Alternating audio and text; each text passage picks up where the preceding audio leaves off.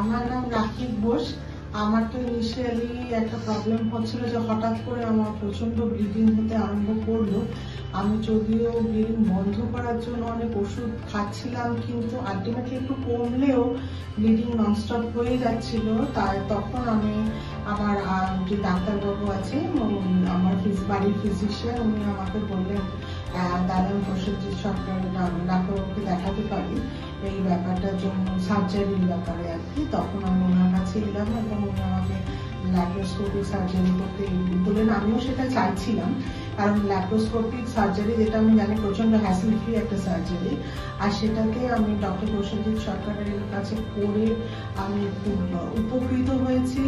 আমার আমার মনেই হয়নি, ইনফ্যাক্ট মানে খুবই সত্যি কথা যে আমার গলব্লাডার অপারেশন 2 বছর আগে হয়েছে, কিন্তু সেই তুলনায় আমার এই অপারেশনের পরে আমার মানে উইকনেস বা সেরকম কোনো কিছুই ছিল না। I was feeling so fit যে এমনকি অপারেশন যেদিন হয়েছিল সেদিন সন্ধ্যেবেলা আমি বেঁচেওছি।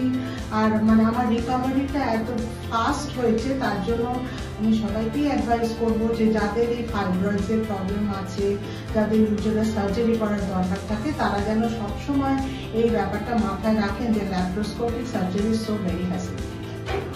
Entire management of Dr. Prosenjit Sarkar is excellent. তার সার্ভিস, তার পম্প, সবকিছু খুবই মানে পেশেন্টের সঙ্গে সবসময় কাছে থাকা, তাদের কি কথা, তাদের কি কমপ্লেন, তাদেরকে সাজেশন সবকিছু শোনা, এইটা ব্যাপারে আমরা সত্যি খুশি হচ্ছি। মানে এই ডাক্তারবাবুর কাছে any patient will be extremely comfortable, feel comfortable.